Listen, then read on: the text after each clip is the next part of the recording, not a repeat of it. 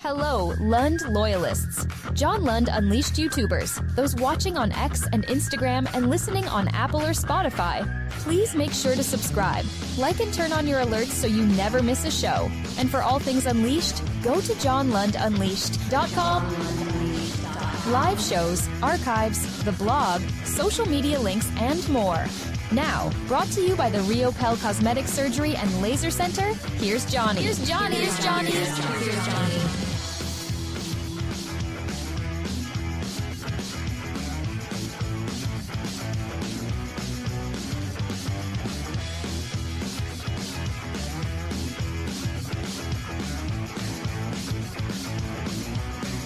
Make a note of this. It is 8 o'clock straight up. 8 o'clock straight up. I saw you all in the chat room. Lunch never on time. Especially on a Monday. That scratched my throat right there. Man, another busy weekend for episode 75. We will go through the chalkboard, which we do every single day if you're new around here. Lots of platforms, of course. We are on YouTube, and we'd love it if you would subscribe. Please subscribe. Keep those alerts on because we had we had a couple of emergency shows over the weekend. We did a regular Saturday show. We go Monday through Friday at 8 a.m. straight up like we were today. Monday through Friday at 8 a.m. 10 a.m. on Saturdays. Emergency show on Saturday because Debo goes to the Commandos, and I think they're getting the wrong guy. So we'll go through that in a second. We will go through the chalkboard in a minute. We will do roll call out on the chat line in just a second. But happy Monday. It is tremendous to have you aboard. However you are watching, maybe it's on Instagram at John Lund Radio, X at John Lund Radio. Could be Twitch, could be YouTube, could be a Bay Area Sports Collective, which we have with Tommy's show with Tolbert and Pauly as well. We are coming together, the Bay Area Sports Collective. So if you're watching there as well, or on Facebook, John Lund or John Lund Unleashed. So a lot of different ways you can do it. You can throw it all together and just go to johnlundunleashed.com. That is johnlundunleashed.com, because we are going to be going out to johnlundunleashed.com a bit today because over the weekend, of course, I write the piece, not only the fancy video that you can see right there, emergency show 49ers. So that was on Saturday night, but I described to you how it happened, why it happened, the finances of the Deebo trade. Thanks, Nick Wagner. Aiyuk trade rumors, which you see the number where it says dead cap. I'll give you a second here. See where it says dead cap? And see that second number down there that says $39,275,000? Yeah, that's the amount of money they would eat if they traded Brandon Aiyuk. So this is all fun and games and but $39,275,000, and they're trying to sign Brock, and they had to eat money because of Deebo. Highly unlikely, but what now at wide receiver for the 49ers? I gave you free agents right there, free agent wide receivers, wide receivers who could get released or be acquired in a trade: Cooper Kupp, Tyreek Hill, Christian Kirk, Tyler Lockett, Adam Thielen, which I think is interesting, and the rookie class, which I described there as well. So if you go to johnlundunleashed.com, all your answers to all your Deebo questions of why, and more so because it's been a couple of days, it's been almost 48 hours. The way that we process things is, okay, now what? Now what? Now what? Now what? And that's exactly right. Now what? Who could they get on the free agent market? I told you on Saturday in the emergency show. It's not a great group. Devontae Adams, if you look at right there, free agent wide receivers, Devontae Adams is going to be too expensive. Stephon Diggs, no thanks. Big pain in the ass. T. Higgins, they're not getting. Keenan Allen, old and slow. Amari Cooper, possibly. Chris Godwin, too expensive. Brandon Cooks is an intriguing name. Deontay Johnson's been on like 18 teams in a year. Mike Williams, yeah, if you like guys that are hurt. Robert Williams, if you like guys who are hurt. Marquise Brown doesn't fit the 49ers. Darius Slayton is interesting. Demarcus Robinson's a backup. Aguilar's a backup. Chark, no thanks. Boyd, Matt Collins doesn't wear shoes. I think that's cool. Moore and Moore are pretty much the same player. Atwell, too skinny, and no on Juju Smith-Schuster. So anyway, we'll go through all those things with a more of a fine-tooth comb, but I just wanted to show you johnlundunleashed.com to check out the Deebo piece that I've got right there, and it addresses Aiyuk, and beyond just the whole Deebo situation, which we did an emergency show on Saturday, so we talked it out, and I put a bunch of stuff out on Deebo over the weekend, so you can check it out at johnlundunleashed.com, but there's a reading element to the video, so check it all out there, and we'll discuss it more today, but there's just a little bit of Debo. So before we go out and say hello and do roll call this morning on episode 75, I wanted to tell you that we have a new sponsor on the show, a new title sponsor.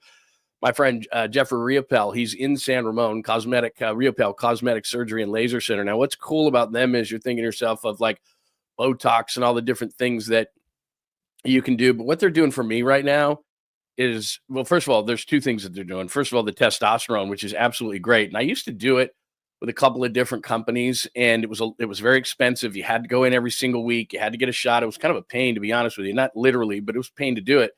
But in one fell swoop, you can take care of your testosterone needs for about 4 to 6 months, and it's just quick. Probably takes 30 minutes. And right now, Dr. 𝐸HaPEL has a tremendous special on that. And I'm telling you, and I'm not just saying this, I need this stuff now. It makes me feel absolutely great for a lot of different ways. People talk about all the different pills and things you can do. Call Dr. 𝐸HaPEL, or more so, make an appointment. All you have to do right now on your phone, you see right there, you just use that QR code right there. Tell Dr. 𝐸HaPEL I sent you over to talk about testosterone to make you feel like yourself. I feel amazing with it. I know I suck down a bunch of coffee and drinks and all these kind of things every day, but I feel absolutely great. Had this done about 3 weeks ago, and I've been doing testosterone for years and years and years, but Dr. 𝐸HaPEL does it better than anybody else. And it's a great deal. I've never seen a price like he gives, and he is 100% trustworthy. So one of the things he's doing for me, and click on that QR code right now, it'll take you right to the website, and you can look into this yourself for the testosterone. So first of all, that is awesome. And then my wife is doing right now with Dr. 𝐸HaPEL what's called stem cell. Everybody knows something about stem cells. She's got a bad shoulder. Her elbow gives her problems as well. She's feeling amazing. In fact, we'll have her on to talk about it. But I'm not kidding you. I've had PRP before, which is where they spin the blood. But stem cell is something totally different. And I can't tell you that it's going to solve every issue because there's legalities. But I'm just telling you, my wife, who literally, if I showed you my outdoor fridge, our outdoor fridge has a bunch of like beverages and everything in the fridge part. But then the freezer part, it's all just these wraps and all these things that she uses for her shoulder and her elbow. And she doesn't have to use those kind of things anymore with Dr. 𝐸HaPEL and the stem cell. So he's got a great deal going on with stem cell. So check that out. And with me, it's the testosterone stuff that I'm using with Dr. 𝐸HaPEL. He is absolutely great. 𝐸HaPEL Cosmetic Surgery and Laser Center, fine sponsor of John Lund Unleashed. And right there, you can go directly to the website right there with Dr. 𝐸HaPEL. Please make sure that you check that out with stem cell and with the testosterone. Dr. 𝐸HaPEL is absolutely great, and he's right there in San Ramon. Good friends of the show, good friends of ours. So make sure that you take care of him because he is amazing, and he is a fine sponsor of the program. All right, let's get to things. Episode 75, the new sponsor, Debo traded. We shall discuss. Not 2021 Debo. I think Washington is confused. I think many people are confused. He's fifth-round pick Debo. We'll get into that. He's not Debo against the Rams in 2021 in the playoffs. He's not Debo from the Cowboys in the 2021 playoffs. Ladies and gentlemen, boys and girls of all ages, I don't know if everybody realizes this. It's 2025. It's not 2021. It's 2025. We'll talk about that. What now? I just showed you a little bit, and we'll go through that with a finer tooth comb in a moment because I'm all about solutions. Everybody's like, oh, Debo's gone, Debo's gone, Debo's gone. All right, well, let's offer up some solutions to see what the 49ers do here. I'll give you 3 reasons why Brandon Ayuk, and I cut off the G there, and I apologize. I'll give you 3 reasons why Brandon Ayuk is staying. Combine over the weekend, the positions that the 49ers need, well stocked, I shall discuss. Steph Curry with probably the final dunk of his career. I mean, that's what he says, but I don't know. Once you're out there, maybe he will do another dunk, but maybe he hurt himself. Warriors lose at Philly. They have Charlotte tonight. The Giants weekend. Always my yearly warning is I tell you to not overreact to spring training, but then what do? We overreact to spring training. And if you're new around here, random things, which the text line and the comments line and the chat line can take me down any type of road, because as I'm about ready to do roll call to say good morning to everybody on this Monday, they'll be talking about something inevitably and it'll take me down some road. And I try to do the best I can because today I've got to be somewhere at 9:45. Like I said, I wear all the hats on this show. So we've got something going on at 9:45. So I got to leave the show maybe about 9:20. We normally try to do at least 2 hours, if not more, but we'll cut it a little short on a Monday and then I'll come back and I'll make it up to you at some point. So that's what's going on for episode 75 today. Good morning, good morning, good morning. I do believe Jeff was first here. 6:46 a.m. is where Jeff came in here. You know what I need to do? At some point, I do need to shock the hell out of everybody. And because I am in here, I just don't take a look at things until maybe like 7:30. But it's great to see Jeff. I'm glad I didn't ruin his marriage when I was right there at his dinner table. I swear to God, I was. I am up at about 5:30, but yeah, I don't jump on things. Tacky, is great to see you. Skills, what's up, Skills? Hurley Bird is here. Pine Needle. Let's see. You said I'd be there about 45. See, I was there way before. I was here in 24 minutes. You see right there, I deserve an apology. That was sent at 7:36 a.m. and it says he'll be here in 45 minutes. I was there in 24 minutes.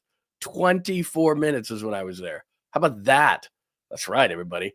Yes, Scott, please like and subscribe. I was just going to tell you that just in a minute, but there you go. The new place right there is called Bay Area Sports Collective. That's where you can also please follow. So not only John, I know I'm asking to do a lot, but John Lund Unleashed, make sure that you are with us on YouTube every single day. And so you subscribe there.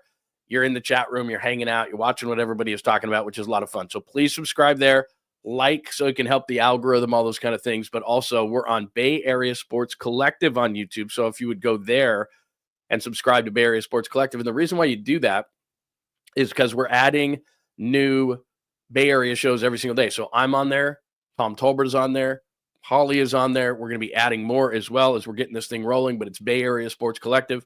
You've all said, why don't you all just get together? And it's like, that's a brilliant idea. So that's what we're going to do. So make sure you go to Bay Area Sports Collective and make sure that you join that as well as John Lund Unleashed. I know I'm asking you to do a lot. I understand. Good morning, 49ers Faithful 209. What's up? We got a lot of things. Fresh pot today, as I told you. Polly's going to be on that Bay Area Sports Collective, so please make sure that you are there. Let's see. Cosmetic Center, you say, are we supposed to be wearing makeup? No, it's like I said, it's about what I'm doing is testosterone. What my wife is doing is stem cell. I mean, it's just, they do all sorts of cool things now that you can feel so good. What do you think? I have energy for like 2.5 hours, 3-hour shows without basically taking a breath. It is absolutely awesome, Dr. Riopel. Morning. Todd is here. I hadn't seen Todd for a couple of days. What's going on with you, man? Gizmo is here. Christopher is here. Great to see you, my friend. I almost got Christopher fired. No, I didn't. Harry Johnson, hello.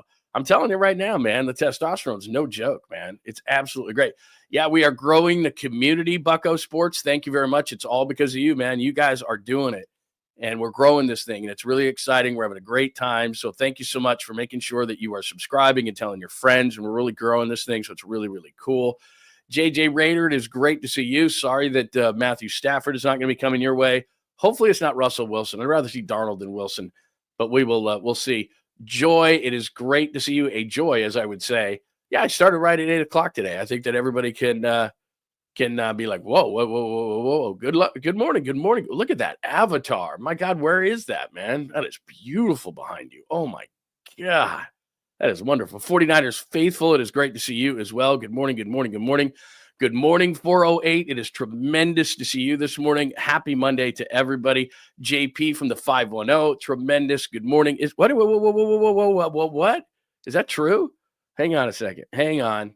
I might get my first random when we just got here. It is International Irish Whiskey Day. Is that true, JP from the 510? Is that true? Oh. Okay, hang on. We're going to get back to everything, I promise. And I know we are short on time, but let me see. Hang on.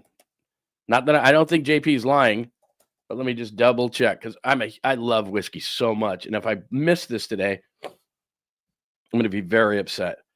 World Wildlife Day, 33 Flavors Day, Canadian Bacon Day. Oh, we're going to talk about that. The Canadians don't know bacon. No way. Bacon is bacon, not Canadian bacon. Canadian bacon is way too healthy. Let's see. International Irish Whiskey Day. You are not kidding. March 3rd. Right there. Oh. International Irish Whiskey Day, March 3rd. It's a day dedicated to the world-renowned whiskey type Irish whiskey. Do you know that it's been more than 800 years since Irish whiskey emerged for the first time? Irish whiskey, as the name suggests, it's whiskey produced in Ireland. Jesus, no kidding. Blah, blah, blah, blah, blah, blah. It's National Irish Whiskey Day. All right. I don't know if I have any Irish whiskey in here, but I'm going to go get some. I'm going to have to leave the show at some point before we get out of here. And I have an appointment too. Is that Irish whiskey on your breath, Lund? Why, yes, it is. It's National Irish Whiskey Day. Get out. That's what's going to happen. And it's going to be your fault.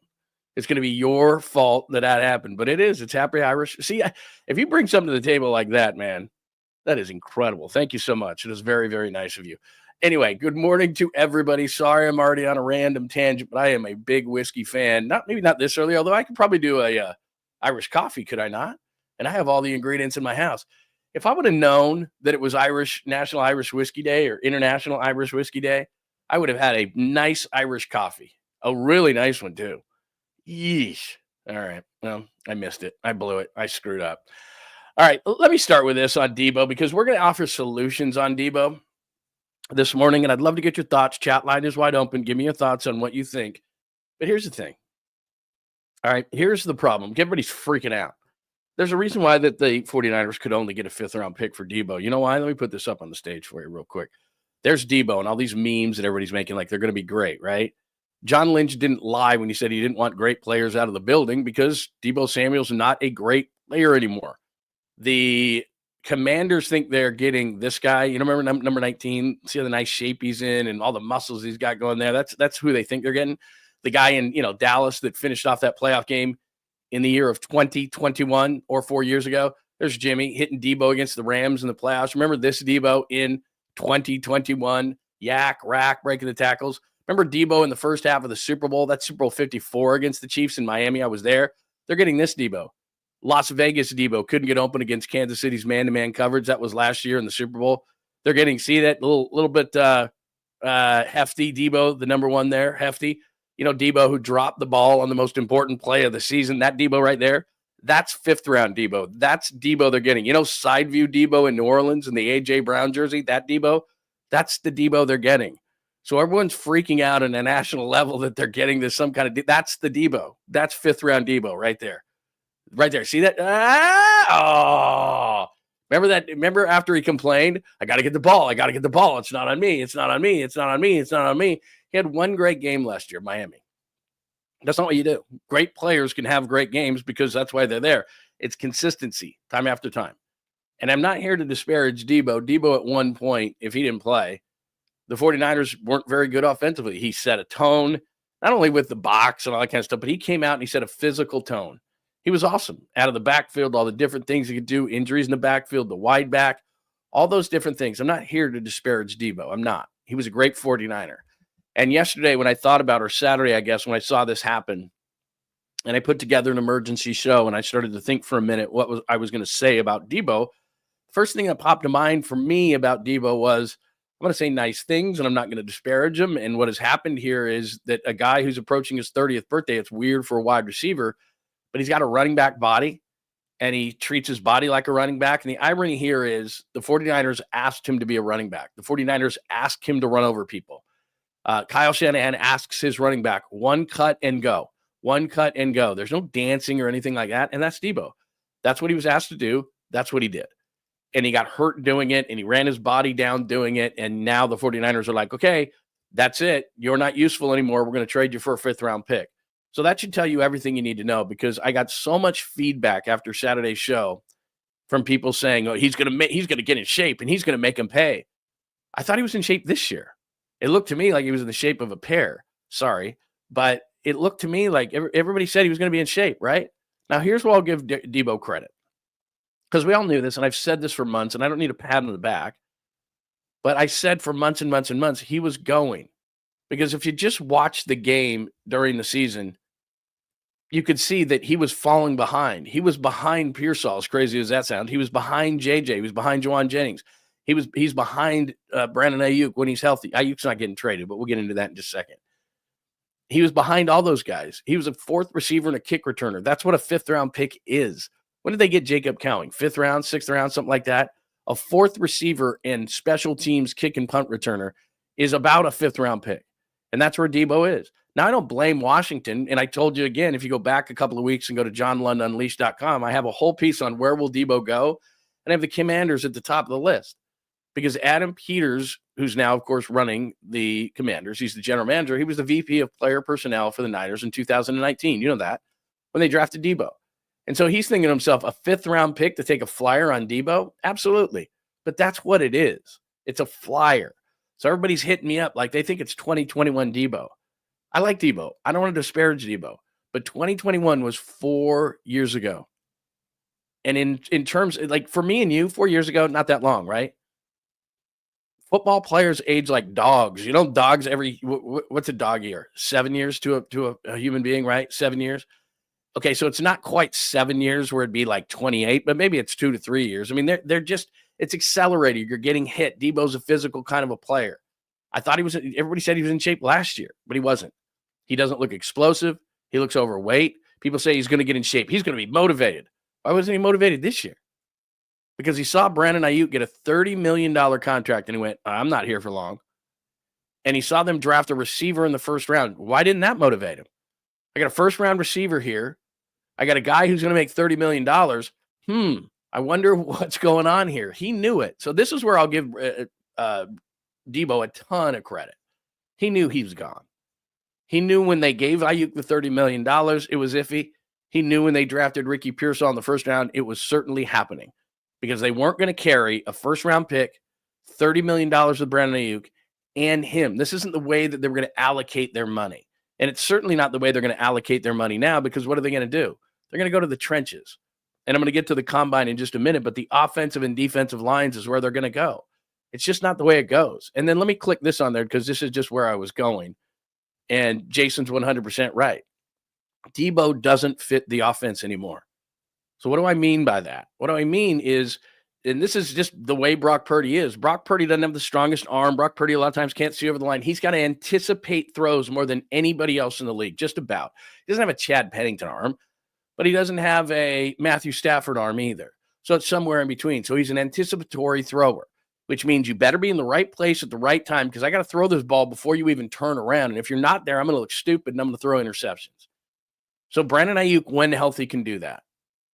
Ricky Pearsall, that's why they drafted him. We haven't seen it 100%, but let's just for a second here. Ricky Pearsall was drafted to do that. It was after the Super Bowl, couldn't get open against Kansas City, and so they drafted Ricky Pearsall. Jauan Jennings against man coverage, pretty good.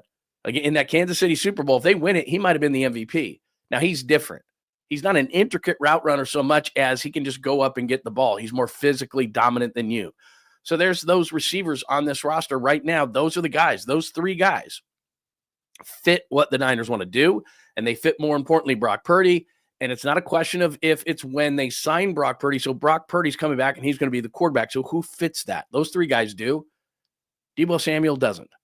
Deebo Samuel's not an intricate route runner. You got to scheme Deebo Samuel. And if he's not the guy that he was, running jet sweeps and out of the backfield and all these different things, and you can complain and you can blame Kyle Shanahan for all that, because we knew that, okay, Deebo's in the backfield, he's getting the ball. Everybody knew what Deebo was doing offensively. There was no more element of surprise. And then throw to the fact that he just wasn't as explosive as he used to be. And maybe, you know what? Maybe he's going to be ultra motivated in Washington. And maybe Cliff Kingsbury, their offensive coordinator, is a super genius. And he's going to be able to figure out ways to scheme Deebo the way that Kyle Shanahan couldn't. And as that comes out of my mouth, I think to myself, that's silly. So we'll see. Maybe I'm wrong. Maybe the people that were going, it's Deebo, it's Deebo. It's not 2021 anymore. It's 2025.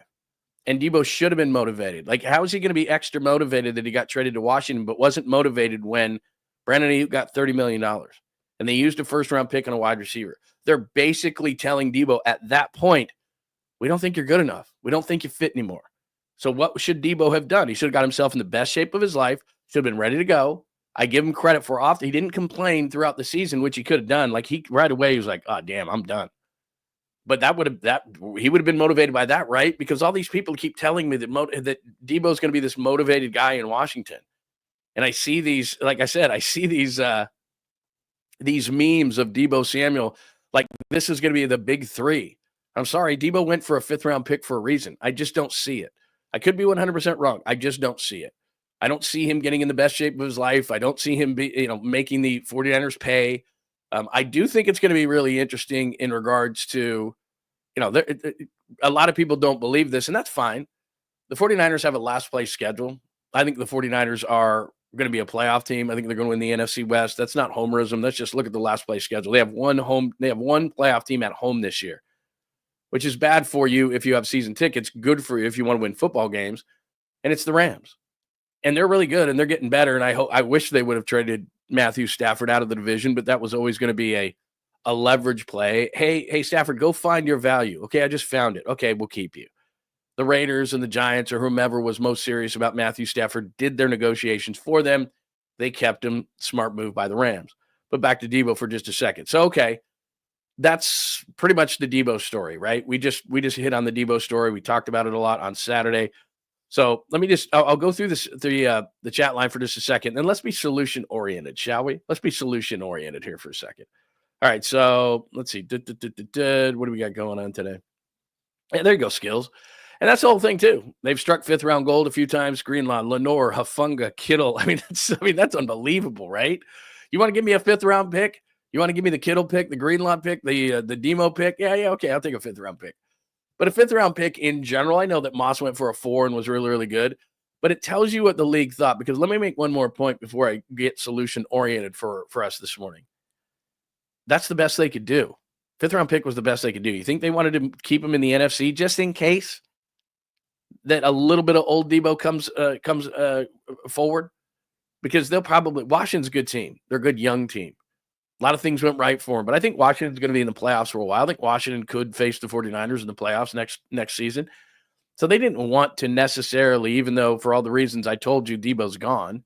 It doesn't fit the offense, or the finances don't fit. I didn't even mention that. All these different things don't fit. But they probably don't want to see him in the playoffs with all that said. But you know what? There wasn't an AFC team. Houston, I thought, was a team with DeMeco Ryans could do it. They wouldn't give up a 5th round pick for Debo, which isn't a whole lot. But again, the salaries, he's going to be at 17.55 as far as the cap is concerned. And I don't want to get too deep into the numbers because everybody's like, numbers? What? They just want to know what it means for the 49ers on the field. So they would have loved to have put Debo in the AFC. And think about all the teams that need a receiver. Pittsburgh, their best receiver is George Pickens. He doesn't show up half the time. New England has no receivers whatsoever. A 5th round pick? They have tons of picks, does New England. You know, go on down the line. There's lots of teams. What if Cincinnati loses T. Higgins and Jamar Chase holds out because he wants $40 million a year? Do the Browns have any receivers? No. The Titans have any receivers? No. Like, just go through the AFC. Kansas City needs receivers. I mean, the Chargers need receivers badly. There's a boatload of teams in the AFC who need receivers. And I can guarantee you that even though there's a relationship between Adam Peters and the 49ers, that the 49ers and John Lynch were on the phone going, okay, Adam, duly noted that you're interested. Let me call a few teams and see if I can move them over to the AFC. You understand? And Adam Peterson, I'm sure, was like, okay. Because the last thing they wanted to do was move him to the NFC. So what this tells me is that there was not a single AFC team that offered better than a 5th round pick or even a 5th round pick, because Washington has a 5th round pick that's near the end of the round. Because remember, they went to the NFC Championship game. So think about this. They went to the NFC Championship game. The 49ers did not want to move Deebo Samuel to the NFC. And there was not a single AFC team that would offer a better 5th round pick or anything for Deebo Samuel. And that's the Raiders, who need a receiver. It's the Chargers, the Broncos, it's the Titans, it's the Patriots, it's the Steelers, it's the Bengals, it's the Browns. I mean, I'm not hitting every team. I'm just doing the Jets need a wide receiver. Almost every team in the AFC needs a wide receiver. And John Lynch called those teams in the AFC and said, hey, 5th round pick or better for Deebo Samuel. And everyone went, no. So he turned around, he called Adam Peters, and he goes, hey, buddy, yeah, okay, we'll go 5th round pick. We've had luck in the 5th round. We'll go 5th round pick. They didn't want to move him to the NFC. So that means all the AFC teams said, no, we're good. So just like I said, look, maybe he just makes me look stupid, and that happens all the time, but maybe he makes me look stupid and just he's in the best shape of Debo's life, and he's got the acceleration. And like he said before he dropped that pass against the Rams, hey, man, it's not on me. It's on them. They're not getting me the ball. And then, of course, he drops the ball. But all these highlights that I'm showing you from Deebo Samuel, they're from 2021. You know, I probably popped this on the stage a little bit earlier. Okay, get out of there, John Lynch. These are from 2021. Okay, yeah. Debo 19. Come on. Move it on. Move it. Let's go. Like this, that's 2021. That was awesome, Debo, right? Against Dallas, he finishes off that game from the backfield after the K1 Williams. And this is against the Rams, 2020, and absolutely dominated. Nice try, Jalen Ramsey. I mean, look at that. That's explosive Debo. He doesn't have that anymore. Debo in the first half of the Super Bowl 54 in Miami, he riddled Kansas City. That's the Debo they're getting right there. Walking off the field going, I couldn't get open all day against Kansas City in Las Vegas. That's girthy Debo. They're getting girthy Debo. I mean, that's a big dude. That doesn't look like a wide receiver to me. This is the Deebo they're getting. Drop Deebo. This is the most important play of the season. So, look, I'm not here to rip Deebo. I'm just simply here to say, look, that's the guy they're getting. It's a little bit different. Now, let's go to let's do this for a minute, all right? Because I told you I was going to be solution-based, solution-oriented today. That's what we were going to do. So here's what I did. I wrote this piece at johnlundunleashed.com. You can check it out right now. There's the Saturday emergency show right there. You click on that video. You can see that entire thing. So we've already gone through how did it happen. We've already gone through why did it happen. We already went through the finances of it, which is, by the way, if we can just digress here for a second, might as well do two things at once. So the 49ers are going to eat $31 million in dead cap. They're going to probably spread it over 2 years, right? And then everybody's like, Brandon Aiyuk's getting traded. Brandon Aiyuk's getting traded. Brandon Aiyuk's getting traded. Okay, there's 3 reasons why Brandon Aiyuk's not getting traded. Let's start the financial side first. You see right there under dead cap? See on the far right side where it says dead cap? Second year of his deal, which is 2025. See where it says $39,275,000? $39,275,000. If they trade him, that's what happens.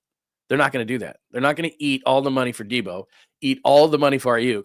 Oh, by the way, got to sign Brock Purdy. Oh, by the way, got to sign George Kittle. Not going to happen. And try to stay competitive, and they think they're in a Super Bowl window. Okay, that's reason number one. Finances, massive. So you're going to eat some on Deebo and eat some on Aiyuk. You hate Aiyuk so much that you're going to eat that much money. Number two, who exactly are going to be your wide receivers then if Aiyuk leaves? You're going to count on a bunch of rookies? Because we all get excited about rookies, right? Oh, rookie. We'll just draft a bunch of rookies. Oh, yeah, like Ricky Pearsall. Rookies take a while. I know that Malik Neighbors was great right out of the gate. I know Brian Thomas Jr. for Jacksonville was great right out of the gate. But it took Marvin Harrison a minute. He was just okay. Ladd McConkey was pretty good. But generally speaking, it takes a year or two for receivers, and they think they're in a Super Bowl window. Whether you think they are or not is different, but they think they are. So first of all, they're not going with a bunch of rookie wide receivers. I'm going to tell you about the free agency class in a minute. There's not a bunch of great receivers out there, guys. There's not. So they're not eating $39 million. They wouldn't have any receivers to really throw the football to. And, you know, I look at the players as stocks, whether that's fair or not. What's Brandon Aiyuk's value like right now, coming off an ACL injury like he is, a knee injury like he is? What's his stock like? I mean, if we think of Brandon Aiyuk on the stock market right now, do you want to sell high or sell low? I mean, I'm no expert, but I'm going to just take a stab at this one. You want to sell high. Okay. He's at his lowest value of his entire career right now. That's where Brandon Aiyuk is. So the stock is as low as it's ever going to be. You're going to take a $39 million cap hit, and you don't have any receivers. Let's trade Brandon Aiyuk. I just gave you 3 reasons why you don't. And you can't. $39 million. Stock is as low as ever. You don't have any wide receivers. There's not great options outside of him. And no, you're not going to go out with a bunch of rookies. So he's not getting traded. Okay, we've established that. All right, now, free agents, wide receivers, I did this a little bit earlier. Devontae Adams, everyone will want him. I think he's going to the Chargers. He's 32. He's going to be far too expensive. Stephon Diggs, no thanks. He's been on 3 teams in the last, 4 years? Bills didn't want him. Houston didn't want him. Minnesota couldn't get him rid of fast enough. Everybody has this illusion of T. Higgins. I just don't see it. He's a number 2 wide receiver. He's not a number 1. He's a number 2. Keenan Allen has never been fast, but I don't see it with him anymore. I'm assuming Aiyuk is on the team, and I talk about this. Cooper wouldn't be bad, and I know you're screaming and yelling that he wasn't good in Buffalo, and he wasn't. But you've got to remember they've got a financial side to this whole thing, and they're not going to pay a bunch of money. So Cooper's interesting. Chris Godwin, I think, is going to be too expensive. Brandon Cooks is from Stockton. I think he would be an interesting one. And this is just to fill in for Brandon Aiyuk until Aiyuk comes back and then give you some extra veteran depth. So I think Brandon Cooks, who's been with a ton of teams, but still has a lot of speed. Deontay Johnson was like with 3 or 4 teams. He's got a problem. Mike Williams hurt. Robert Woods hurt. Marquise Brown too thin. He's never going to block. Darius Slayton's an interesting name. Demarcus Robinson, I don't think is good enough. Neither is Aguilar or Chark. Tyler Boyd is an interesting one. Matt Collins, the no-shoe wearing guy, not good enough to me. The Moores, no. Tutu Atwell, too skinny. Juju Smith-Schuster, weird. I doubt it. Now, here's where it gets kind of interesting. You see here where it says wide receivers who could get released or acquired in trade. Cooper Kupp at 31, lots of injuries. The Rams are not trading Cooper Kupp to the 49ers. That's why next to it in parentheses, I put released. Now, would the 49ers be interested if Cooper Kupp was released? Yes. They're not going to pick up his contract. Nobody is because it's too prohibitive. So he's going to – maybe a team would pick him up. I doubt it. I mean, a team did trade for Deebo after all. 67 catches, 710 yards, 6 touchdowns. He's been hurt, but when he's healthy, you want to talk about a guy who can run routes?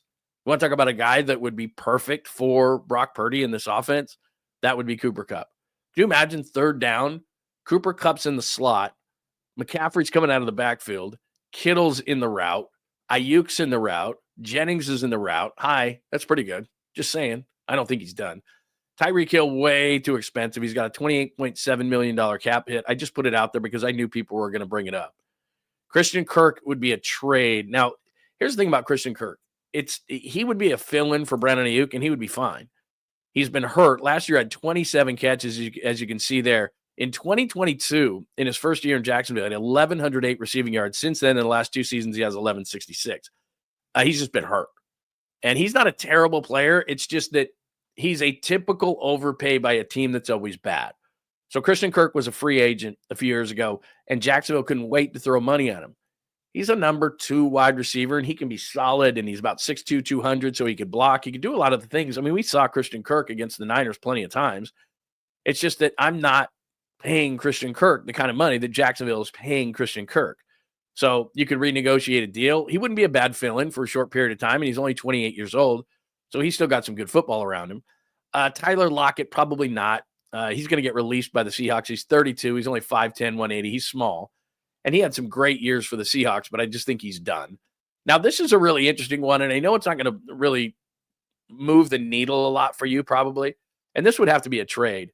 But last year, Adam Thielen, the former Viking, had 48 catches for 615 and 5. And that was spotty QB play, absolutely. But if you look back a year before that, 103 catches in 2023 for 1,014 receiving yards. So he can be productive. So he could fill in for Brandon Ayuk. He could be a veteran third down guy. He doesn't have a ton of speed, but he's going to catch everything you throw to him. And here's the big part for the 49ers. He's only owed $6.3 million for 2025. So these aren't guys that are going to replace Ayuk, because I told you, Ayuk's not getting traded. But Thielen's not a bad deal. Not a bad idea. All right, now, so this is where you want to go, because you watched the Combine all weekend. Finally, one last column, and then I'll get your thoughts, and I'll come back to the show. So the rookies in 2025, it's not a class with Marvin Harrison, Malik Neighbors, Brian Thomas Jr. Those are first-round picks. Ladd McConkey, as I said, top of the second round, very good. Adunze, Worthy, Leggett, they had certain success.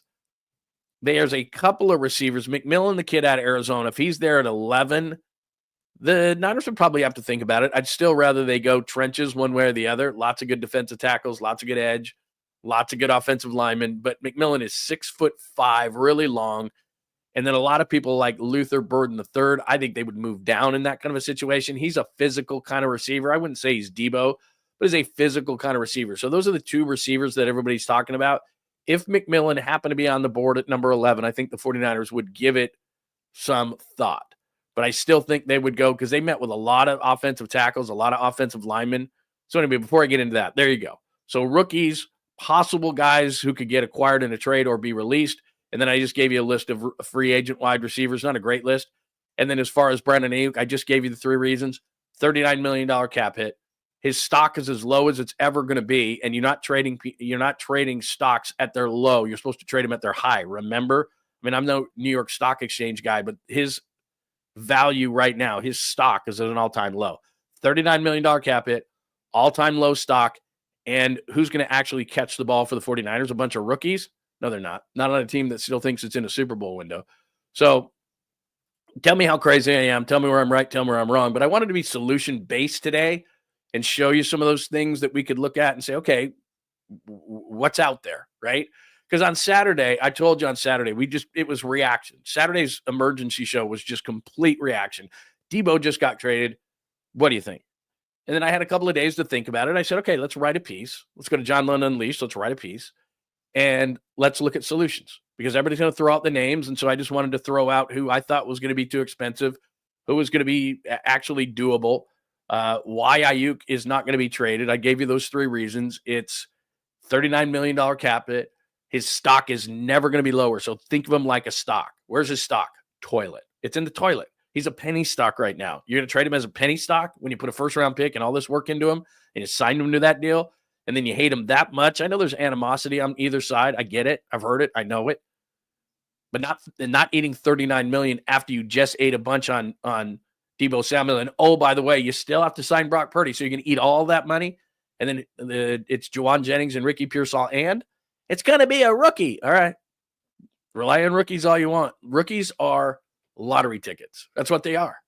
And a lot of times they might hit, but a lot of times they don't hit in the first year. I mean, it's great that they do hit eventually, but a lot of times they don't hit like they're going to hit in the first year. I still have confidence in Ricky Pearsall. Who knew he was going to get shot and not be in camp and all those different things? I'm not writing off Ricky Pearsall at all. But a lot of times it's weird. Not the shooting. Throw that out. Just, he was injured. He was getting acclimated. He had a good game, not a good game against Tampa. He looks good. All those kind of things. That's what a rookie does. They're inconsistent. That's why you want all your players, when you win championships, your players are in that 26 to 30 range, prime of their career. Rookies are inconsistent. Young players are inconsistent. Old players are inconsistent. They can't do it as much anymore, not as often. It's not that there won't be flashes. And then what people think is there's a flash, and they go, there it is, he's back. Or no, the rookie, he's ready to go. It's like consistency, game after game after game.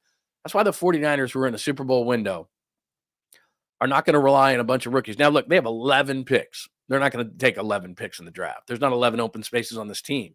The ability this does to trade Deebo now is you got a bunch of these different picks. In fact, let me, before I go out to the lines and hear how crazy everyone thinks I am, because I had this on Saturday. These are all the picks the 49ers have right now. It's impressive. Look at this. So first rounder at 11, pick 43, 75. So look at this. In the first 99 picks, the 49ers have 4. And then if you go from 112 to 148, that's 36 picks. They have another 4. So in the first 148 picks of the draft, they have 8 picks. They're going to be able to do some stuff, but they're not using, it's 2/3, 3/4, 2 7s. They're going to move all around the draft board. So they're not going to use 11 picks. They're going to move all around the draft board. It's one of those things where when John Lynch said last week, basically what he said is we got to nail the draft. We're top heavy. We got to nail the draft. What have the teams in the NFC done to get them where they are? Detroit, Philadelphia, Green Bay, the Rams. Those are the top teams in the NFC. They've all nailed the draft over the last few years. When the Niners were great, they nailed like 3 drafts in a row. When Seattle won Super Bowls with Russell Wilson, Bobby Wagner, Cam Chancellor, Earl Thomas, they nailed like 4 drafts in a row. Richard Sherman, draft 4 drafts. That's what you do. Free agency is nice. It's vastly overrated. The best player in free agency this year is a number 2 receiver in T. Higgins. That's the best player in free agency. And I tell you this all the time. It's flawed. Injured guys, too old guys, too expensive guys. I told you, I thought Drew Dahlman would be a perfect fit for the 49ers, but it's become, let me get that off the screen. He's just going to be too expensive. With the rise of the cap, it's going to be a crazy number he's going to get, and I don't think the 49ers can afford it. So anyway, that's kind of fool's gold in the way it goes. So that's where we are on the chalkboard today. Episode 75, new sponsor, Dr. 𝐟𝐸𝐵𝐿. Make sure that you check out Dr. 𝐟𝐸𝐵𝐿. As I said, I am doing right now with Dr. 𝐟𝐸𝐵𝐿 the testosterone, which is absolutely great. I feel 100 times better. And here's the thing too. I'm not kidding you. If you click on it right now and you make an appointment with Dr. 𝐟𝐸𝐵𝐿 and tell him I sent you over testosterone, if you're feeling sluggish, can't rid of like belly fat, things like that, you're just not feeling like yourself, you're getting a little bit older, maybe getting in your 40s and stuff, and you go, what the hell's going on, bro? It's as reasonable as I've ever seen it from a price standpoint. You don't have to go in there and take shots every single week. It's one fell swoop. It's awesome. They'll take care of you for about 6 months. You'll feel absolutely great. Tell Dr. 𝐟𝐸𝐵𝐿 I sent you over. Click on it right there. And then as far as you got aches, pains, my wife's shoulder, her elbow, she's doing stem cell. And it's amazing. And I'm not kidding you, we have these packs and packs and packs. We have our outdoor freezer, and it's just full of ice packs because that's what she does constantly for her elbow and her shoulder. And Dr. 𝐟𝐸𝐵𝐿, she did this about 2 weeks ago. She's feeling absolutely great. There it is right there. 𝐟𝐸𝐵𝐿 Cosmetic Surgery and Laser Center, and they do an amazing job with stem cell. If you've ever heard about stem cell and the way that it takes care of pain, it's no joke. It is absolutely great. I had PRP done before. That's one thing where they just spin the blood. The stem cell stuff, they actually put that in there. They spin that. They get that for you. It is incredible. Over the last few weeks, my wife has never felt better. Not as many ice packs. They're sitting in the freezer. I'm like, you using the ice pack? She's like, no. So check out Dr. 𝐟𝐸𝐵𝐿 right there. If you click on the code right there with your phone or any other device, you can make the appointment right now. He's right there in San Ramon. And if you're not near San Ramon, I'm telling you, it's worth the drive, especially for the testosterone. He gives you a great deal on that. Tell him I sent you over. He'll hook you up. And then on the stem cell stuff, and that's men, women, whatever. You'll feel so much better if you check out the things that my wife is doing for her shoulder and elbow with the stem cell that he's doing right now. It's a game changer. I'm telling you. All right, let's get back to everything. So the new sponsor, Debo traded. He's not 2021 Debo. What now? I just gave you the options. Is there a name in there that intrigues you? I just want to know. What name intrigues you? Is there somebody in the draft that intrigues you? Maybe you sat around and watched the combine all weekend long. You were like Krug. In the free agent list, did I skip over somebody you didn't like? I gave you all the names from Cooper Kupp. I don't think Tyreek Hill, even though it'd be a great one, he just makes too much money, and I just don't see it. Who intrigues you of that entire list?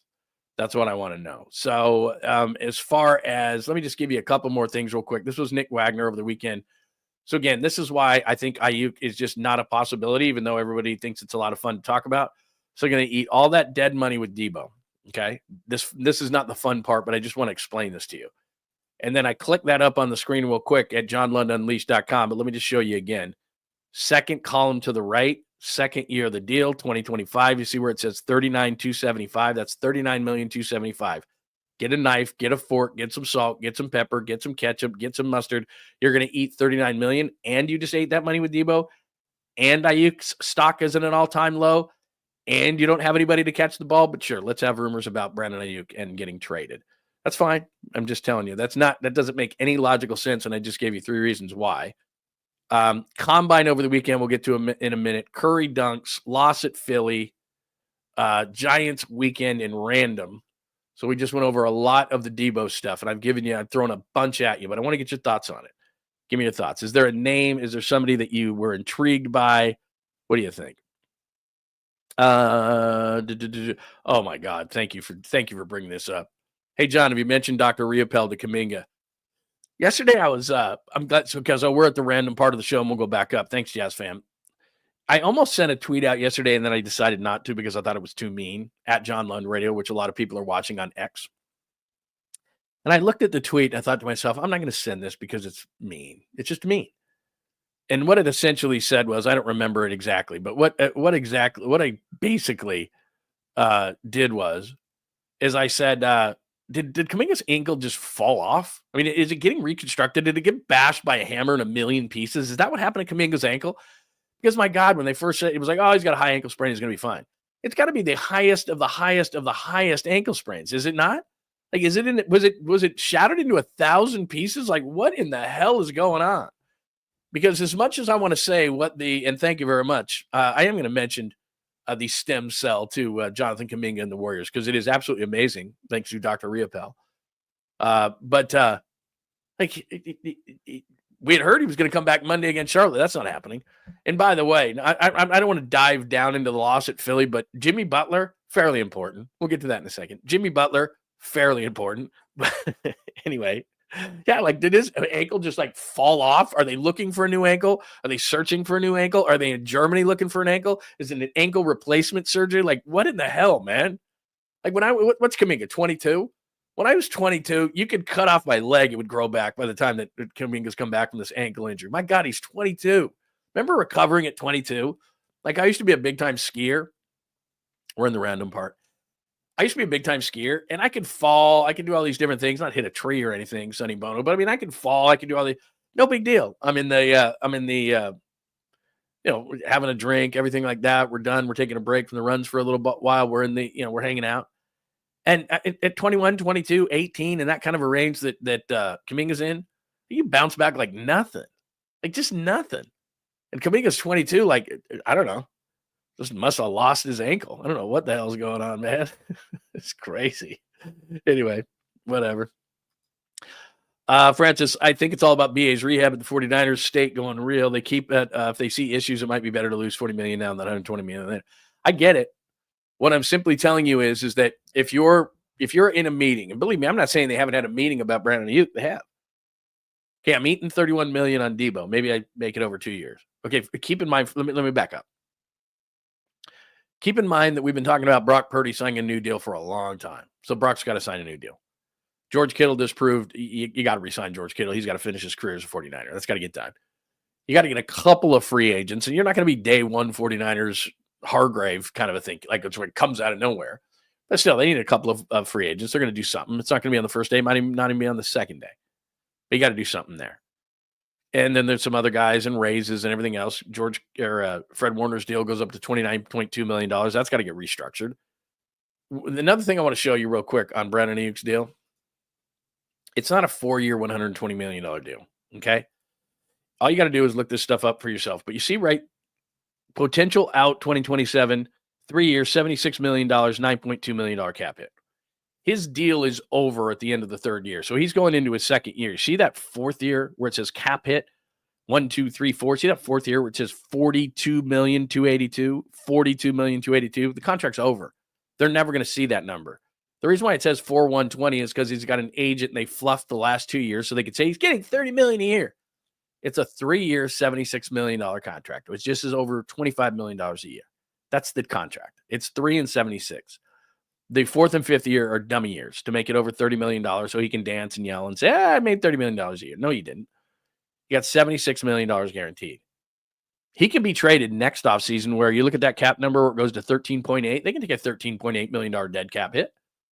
To take a $39 million dead cap hit right now after taking a $31 million dead cap on Deebo, you must hate these guys. Maybe they do hate him that much. But if they hated him that much, I think they would have traded him. I think even Kyle's sprinting up the stairs to save that non-trade. And I'm sure they're pissed at him. But again, let me just reiterate this. So you eat the $39 million. Tasty. Second part is, what are you getting? He's coming off an ACL. He's coming off a major knee injury. He's a stock. You want to sell here. They're selling. You can't even see my hand. It's so low. They're selling way down here. What are you getting for Brandon Ayuk, who's probably not going to play for the first few games of the season? What are you getting? 3rd round pick? 4th round pick? You're not getting a first. Tell you that. You're probably not even getting a second. You're probably getting a 3rd round pick. Now, if he rehabs and he looks really good and you still hate Brandon Ayuk, you can probably get a 2 next year. And then you're only going to have to eat $13 million. And the year after that, you can eat $9 million. Like, it's not it's just logic. You're not going to trade a guy at his lowest point of his career and just say, I hate him so much that it'll mow down $39 million. And I'm going to take like a 3rd or a 4th round pick. Maybe it's a 4th round pick. They become a 3rd. Maybe it's a 4th round pick. They become a 2nd, depending on how good he is. But he's coming off a major knee injury. His stock is as low as it's ever going to be. And oh yeah, you've got to have guys catch the football. And as I showed you, the free agent class is not good at all. And then you look into the players that you could potentially get. Devontae Adams. Look, if you get Devontae Adams, you're still going to pay him a bunch of money. Do you know what Devontae Adams' contract is, by the way, just for fun? $38.2 million is the cap hit on Devontae Adams. You still want him? Because you're going to have to renegotiate a brand new deal with Devontae Adams. And you know how much he's going to make? He's going to want about $25 million. What does Brandon Ayuk make? $25 million. He doesn't make 30. It's a $3 and $76 million deal. So you're going to pay Devontae Adams at 32, that kind of money. Didn't John Lynch just say he wanted to get cheaper, younger, more? Didn't he just say that? Because that's not Devontae Adams. So they're not signing Devontae Adams. And then if you look at the other guys, like I said, do you think Tyreek Hill is coming here? Because I don't. Cooper Kupp would be a great complementary player. And then the other guys that I showed you up there are flawed players. They're all flawed players. And no, Stephon Diggs is not coming here. He's not going to fit. That kind of ego is not fitting on this football team. So there's not a lot of options out there. And then you're going to go, okay, rookies, the kid from Arizona. That's cool. Are you sure he's going to be really, really, really, really, really good right out of the gate for a team that still has Super Bowl aspirations? Because you may not think they're in that window, but I can tell you 100% they do. They think they're in the window. So that's where the difference comes in. I don't see it. I do not see it.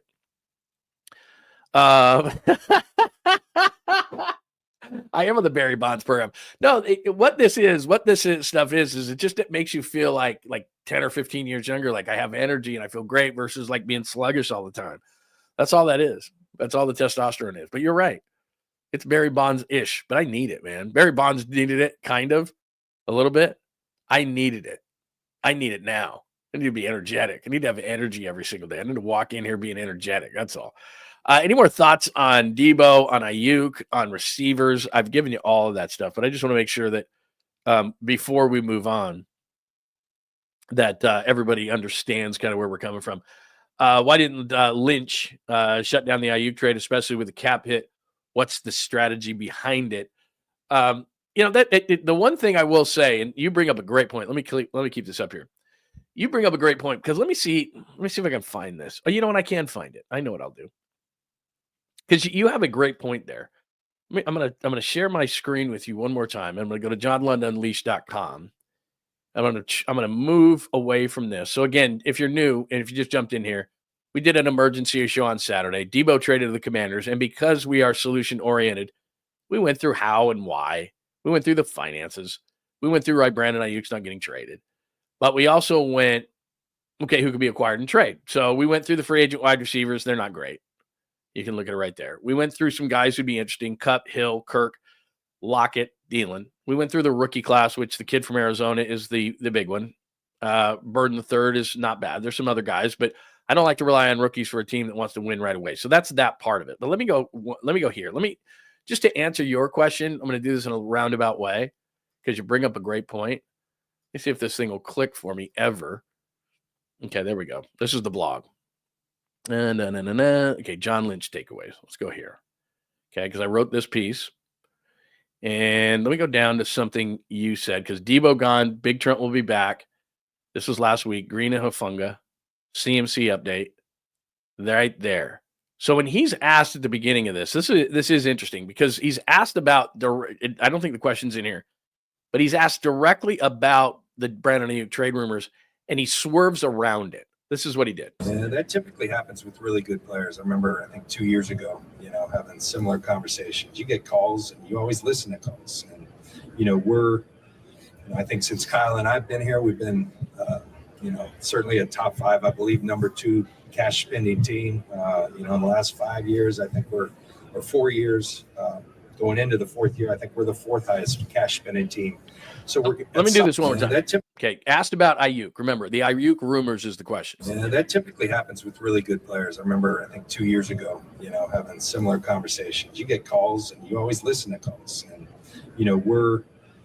I think since Kyle and I've been here, we've been, certainly a top 5, I believe, number 2 cash spending team. In the last 5 years, I think or 4 years, going into the 4th year, I think we're the 4th highest cash spending team. So at some point you have to reset a little bit, or at least recalibrate. You can't just keep pressing the pedal. And I think there's some good that can come out of it. We need to get younger.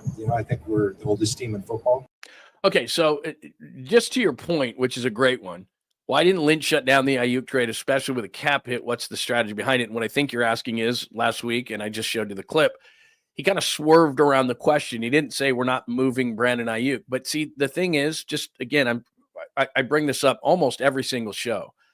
The reason why guys, general managers and so forth, don't shut down anything is because they want to maintain leverage on every single player. They never want to say, and they also want to give out the vibe to everybody, to every other team, that if you're calling about players, if you're talking about a trade, if you want to get a guy, if there's a guy in the market, whether it be my guy, your guy, whatever, you call us.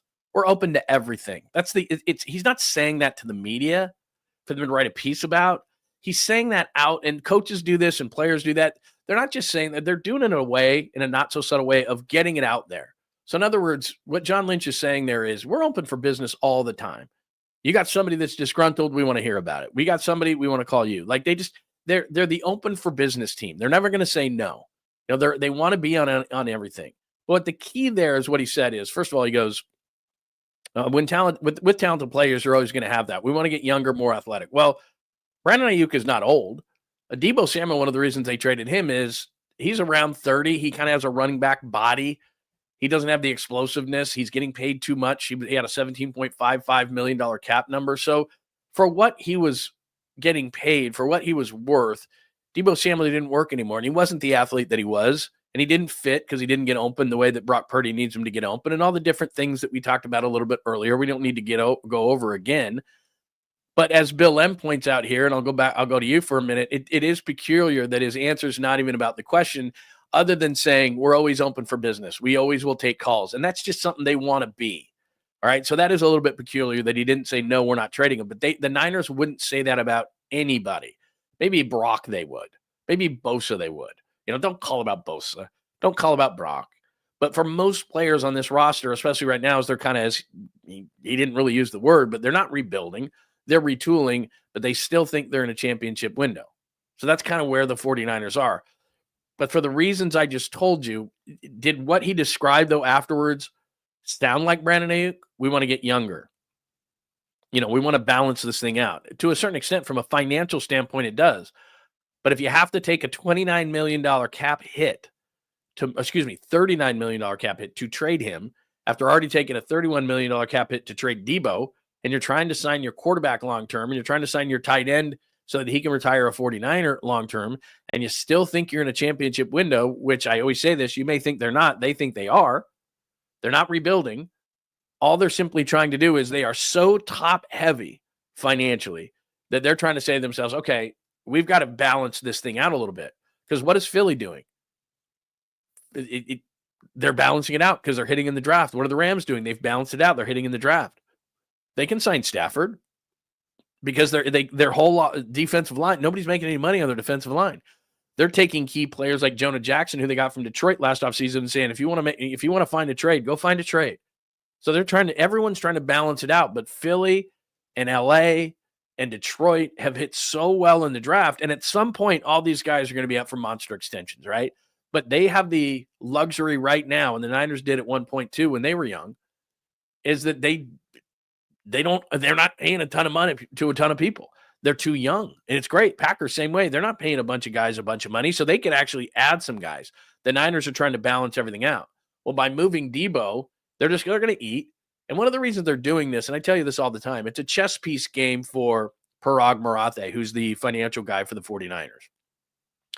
And what he does is some are backloaded, some are front-loaded. Like he's keeping everything balanced year by year is kind of what he's doing. So Ayuk's deal, for example, it's backloaded. The the fourth year hits at $42 million. You're never going to see that number. It's a 3-year, $76 million deal. 76 is guaranteed.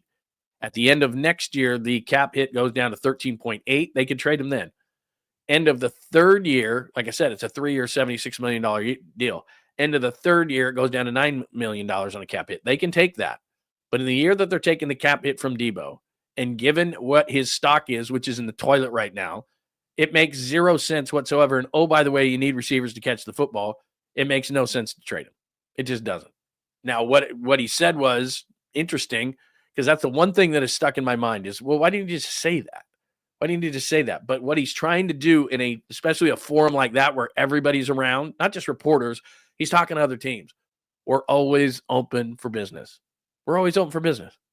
So if there's a guy that's available, we want him. If we have a guy that might be available, you may want him. Just call. See what happens. So if that makes sense.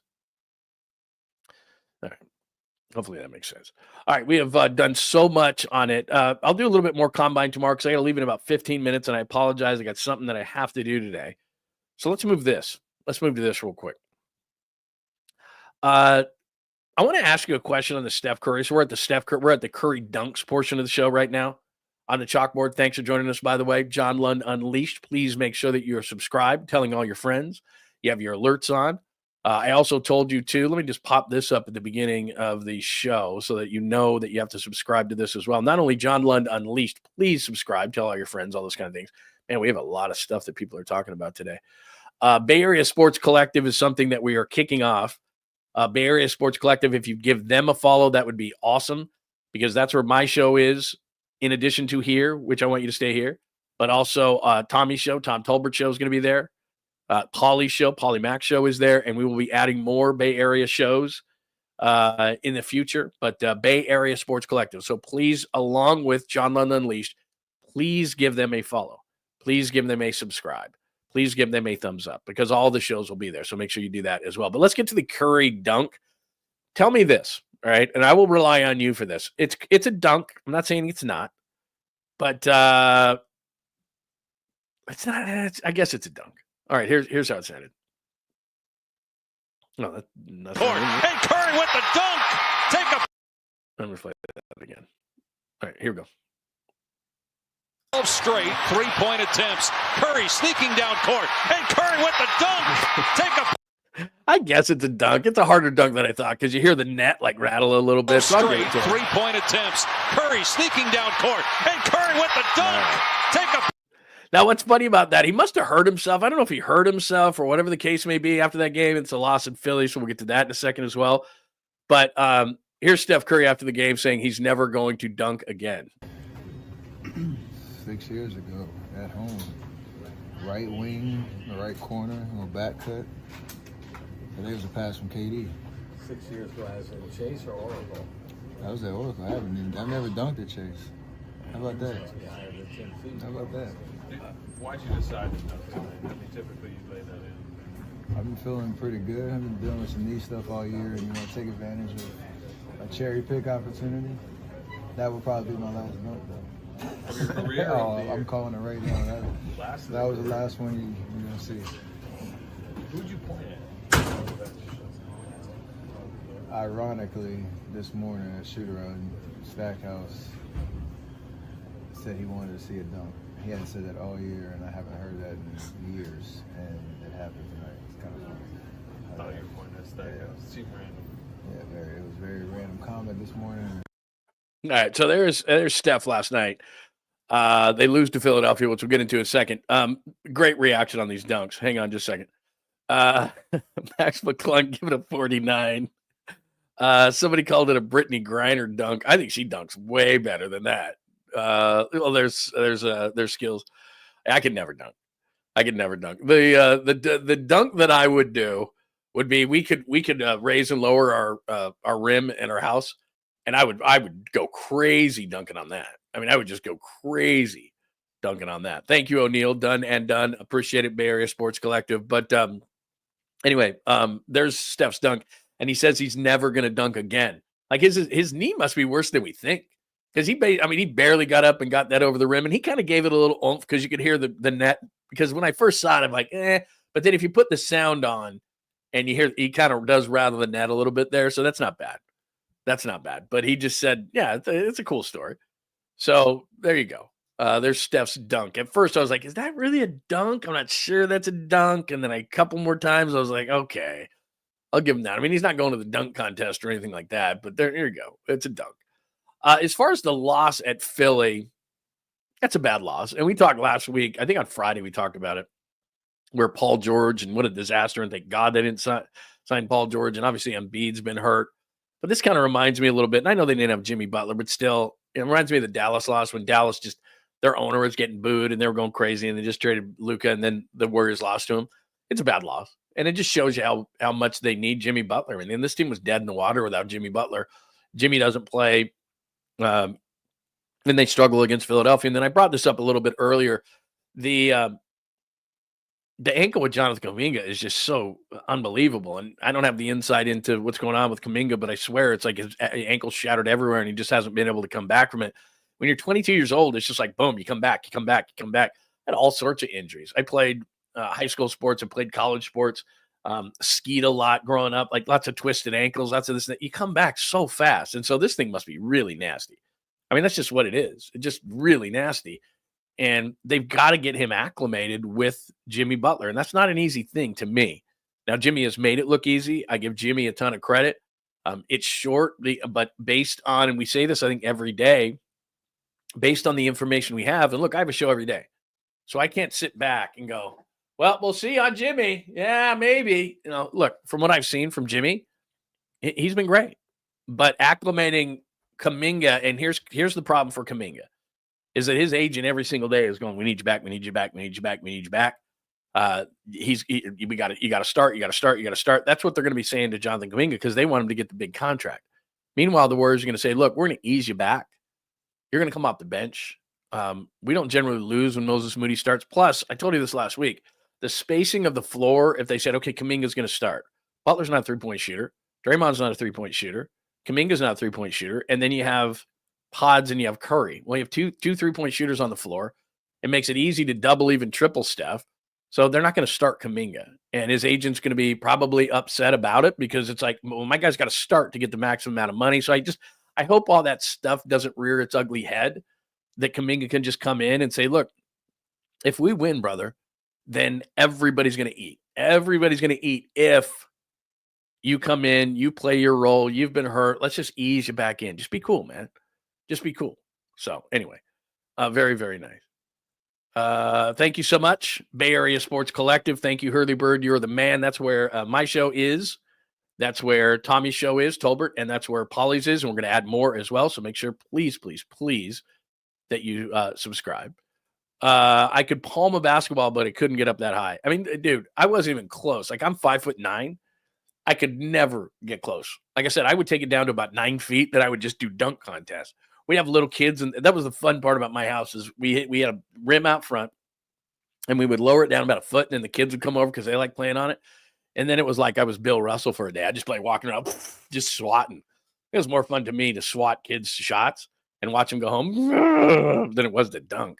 I love that. Didn't you love that kind of stuff? Like you swat, and you're like, oh yeah, man, I'm the man. You act like you're a big center, 5'9".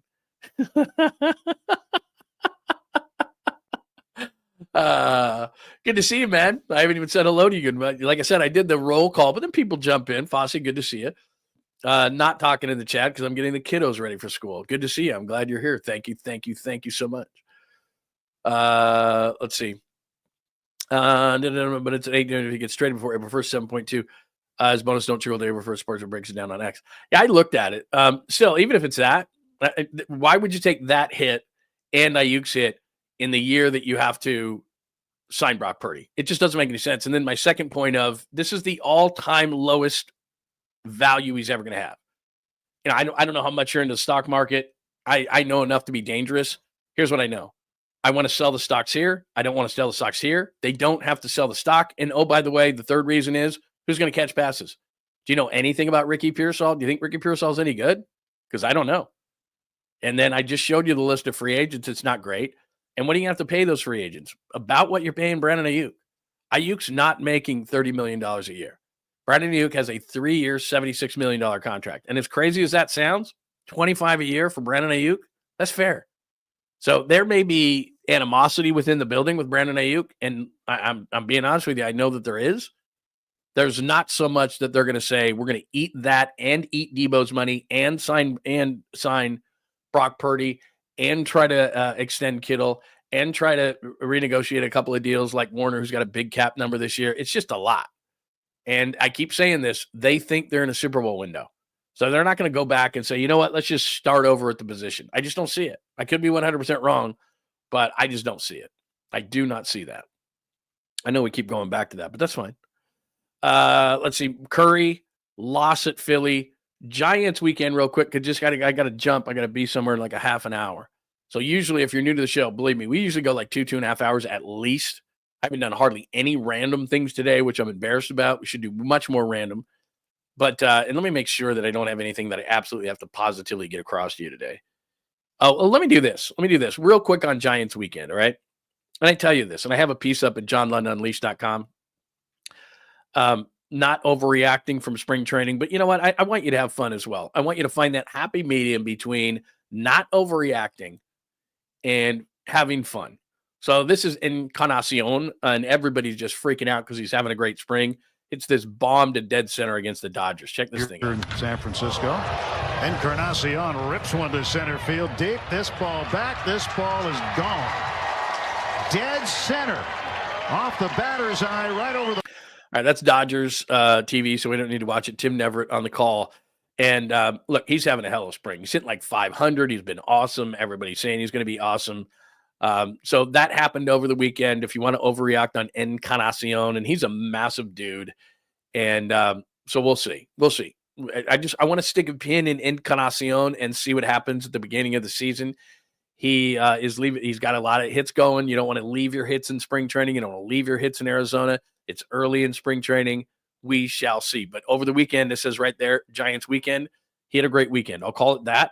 I'm not going to overreact on it. But the biggest thing that came from the weekend is Robbie Ray pitched a couple of innings. He looked like the old Robbie Ray. He struck out 6. Now, again, back to my don't overreact on spring training. I don't know who he faced. I don't know if he faced A-ball guys. I don't know if he faced, really good guys. I don't know what they were working on. Like, did you see Fred? I'll give you a great example. I saw Freddie Freeman's first at bat against the Giants. And Freddie Freeman went oppo. Great play by a guy named Koss, Koss. He was wearing 85. He was playing shortstop, made a great backhanded play and threw Freddie Freeman out. And Freddie Freeman, to say that Freddie Freeman was jogging, it was just above like a fast walk. Freddie Freeman hit Oppo like he always does. It was a great play by the shortstop, but he had plenty of time because Freddie Freeman was basically fast walking to first base. He's not going to hurt himself. He's coming off a major ankle surgery. So it's not like Freddie Freeman is swinging all hands, right? So they get Freddie Freeman out, and you're thinking, oh, they got Freddie Freeman out. They didn't get prime Freddie Freeman out. They didn't get World Series Freddie Freeman out. They got Freddie Freeman, who was swinging all hands, hits it, shortstop makes a nice play, and he kind of fast walks / jogs to first base. I'm not saying to disparage anything. I'm saying you don't know who you're going against. And even if it's Freddie Freeman, it's not really Freddie Freeman. So that's what spring training is all about. I want you to have fun. I want you to enjoy it. I think you should go down there. It's amazing sitting on the lawn. Stocksdale has a ton to offer, lots of good things. I'm going down there later this month, but I'm just simply telling you that when you watch stuff 𝐿𝐵𝐾𝐿, that's awesome, man. I hope the dude's the DH, and I hope he hits 40 home runs. But he's hitting 500 right now, and everybody's acting like he's Barry Bonds. Okay, let's see. And then as far as Robbie Ray is concerned, that was the thing that I took away from the weekend, because if Robbie Ray can be really, really solid number 3, Robbie Ray, then that's massive for them. Verlander is kind of taking it slow. We'll see what happens there. Not worried about Logan Webb, who had a 10.97 ERA last spring. Not worried in the slightest. Whatever he does is fine. Just don't get hurt. That's the only thing I warned you against in spring training. It's all fun. Enjoy it. Guys hitting home runs. By the way, I think Bryce Eldridge has struck out in 3/4 of his at-bats. By the way, after hitting that first home run and everybody freaked out. Look, maybe he's going to be great once the season starts. I don't know. But I'm just simply telling you. All right, I know I got to jump, and I know we go longer, and I know I'm going to owe you one, but somebody just mentioned the caboose pistol. Do I have a caboose today? I had one. This isn't exactly caboose, but I am going to end this session with this. And thank you for reminding me of a caboose. And I got to do better and have a better caboose tomorrow for this. Let me pop this up for whoever asked for a caboose. Where's the caboose pistol? Thanks, 420. The 420. Thank you, 420. I appreciate that. I just have one thing, and it's not really caboose pistol-ish, but I just have to ask a question. Is Joy still here today? Is Sports Girl for Life here today? I will never understand women's fashion.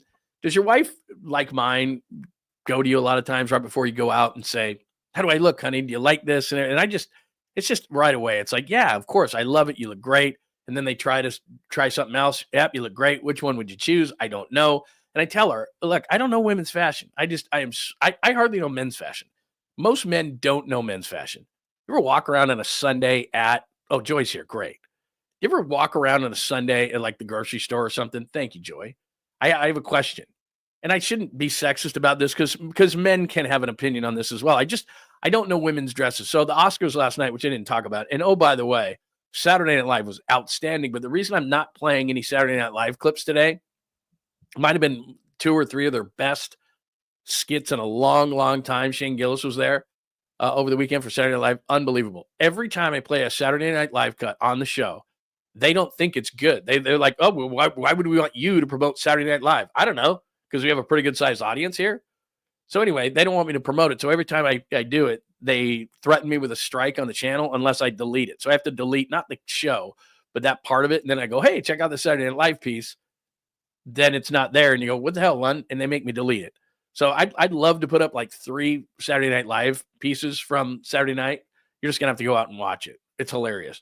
The beer one, the prescription beer, there's one. There's the one where he's at the doctor, and it's an old classmate of his. There's like 3 or 4 skits that are just out of this world from Saturday Night Live. I got to be honest. It's the best Saturday Night Live that's been in a long time, but I can't play it because they get all mad. But anyway, I digress. So then my wife loves the Oscars. I check in every once in a while, but I'm not huge as far as the Oscars. Like, whatever. Yeah, Shane Gillis was so good. I don't know if you saw it over the weekend, but yeah, God, you nailed it. God, did you nail it? I thought the monologue was terrible. In fact, you know what? If you go back and watch it, here's what gave it away. Is that if you look in the background normally, especially with a comedian, you'll see the guys from the band laughing. The guys from the band, not one guy laughed. Like it was bombing. Like his monologue bombed. But then in the skits themselves, he did like at least 3 that were absolutely A+ skits. So that's all I'm saying. So you got to go back and watch it because they'll just pull them off my cut. They'll just be like, okay. And then I can't make any money off the show and everything. They'll say no money.